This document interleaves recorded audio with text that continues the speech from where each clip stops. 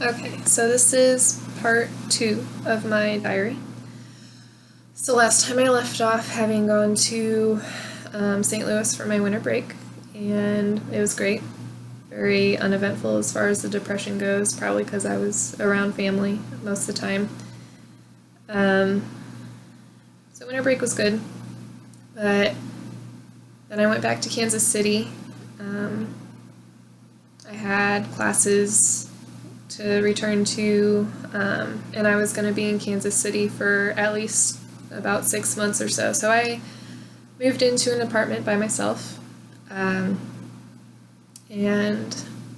I was looking forward to it because it was going to be the first time in a while that I had my own space. Because, as an adult living at home with your parents, my winter break was like 2 months long.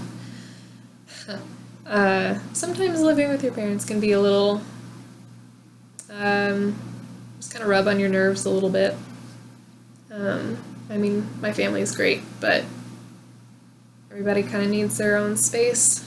So it's kind of I don't remember what the word is I'm looking for, an oxymoron, where I need to be around people, but I also need my space. I'm a very needy person, I guess. But so yeah, I was moving into an apartment by myself, and I was looking forward to having my own space because, like I said, I had been traveling for a while, and so I was ready to settle down into a space for a little bit.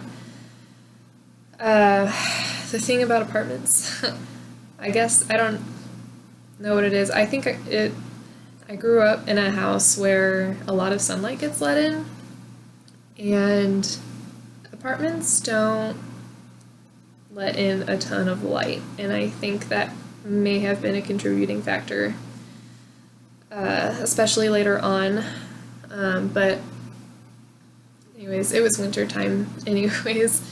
Winter time is never extremely heartwarming.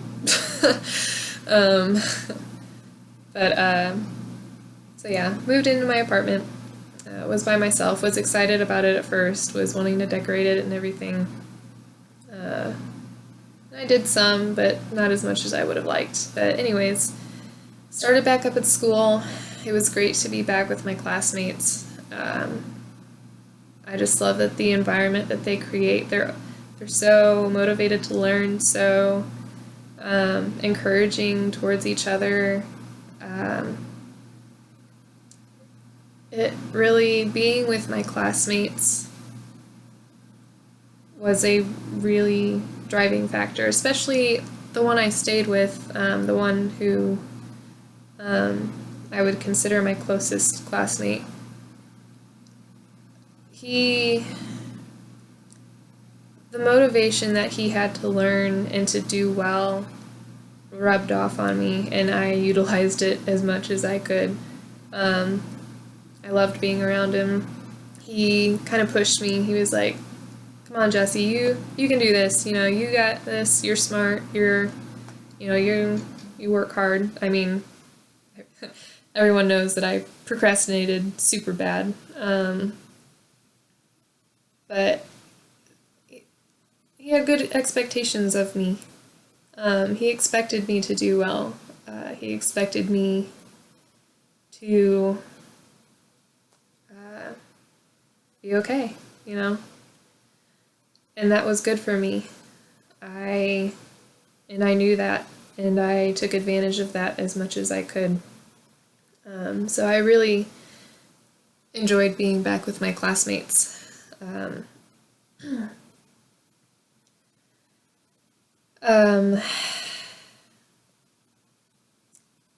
At some point, I started looking for a part-time job after starting up my classes again, because I made the mistake over winter break of looking at how much I owe the government. And it stressed me out, so I started looking for a part-time job to help with expenses, so that I wouldn't be using up all of my loan money. And then on top of that, everybody was freaking out about board exams coming up, because most people were going to be taking them early, so everybody was really freaking out about it from like day one of coming back to class. And I wasn't like, at first I wasn't stressed out about it, but just being around a ton of people who are stressed is naturally going to stress someone out. So I started getting a little stressed out about it, enough to just be on task with everything, make sure that I was getting stuff done earlier on rather than later, because I have a bad habit of putting things off. So I was stressed enough to where I wasn't putting things off. I was trying to make sure I got everything done early on. So yeah, I was in class. I was starting a part-time job, and trying to kind of organize my plan for preparing for board exams all at the same time. And then after my classes were done, I had another clinical rotation to go through. And at that point, it was kind of getting down to, okay, you need to get down to business with this board stuff. So the stress level increased. And I was able to,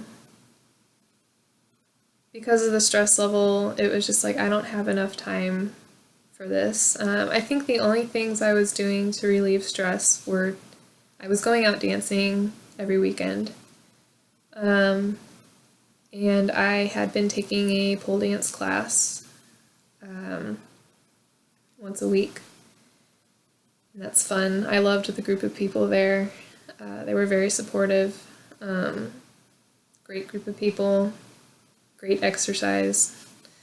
Great fun exercise. I love it. And then I would go to see the guy that I was cheating with fairly frequently, which I'm just going to start referring to him as CJ. It does not fit him whatsoever. But I'm going to try not to say his real name, but I can't just keep calling him the guy I cheated with every time I talk about him, because I'm probably going to talk about him a lot from this point on. So I started, I would go to CJ's house probably once or twice a week. Normally I would go after I went out dancing, because they were always up late at his house, and that would usually be the only guaranteed time that I would get to see him. Because usually through the rest of the week I was either working or trying to study, because I had no time to study. So every once in a while I would go over to his place through the week and study there, because I didn't study well at the apartment. So yeah, those were my only stress relievers. And then I, at my job, was able to negotiate it so that I had a reduced amount of work time through the week. So I had a lot on my plate, but somehow managed to be able to do it all. It was a little hellish for a little bit. And so yeah, just prolonged stress, but nothing that I felt like would have been too much to handle. I was kind of barely managing, but I was managing. But then right before the end, I had 1 week left of my clinical and 2 weeks before my board exam when CJ decided to tell his girlfriend, who I'm going to call Michelle, about the cheating. And it was a very hellish experience, and it's something that I will have to get back into, I think after I tell a little bit of the history between me and CJ, because I feel like otherwise the story is not going to make a ton of sense. So I'm not up to my 15 minutes yet, but I'm going to go ahead and stop this here because it's a good place to stop. And then I guess my next video is going to be kind of the background about me and CJ and kind of launching into that period of time that I think was the most damaging to me. So yeah, as always, till next time.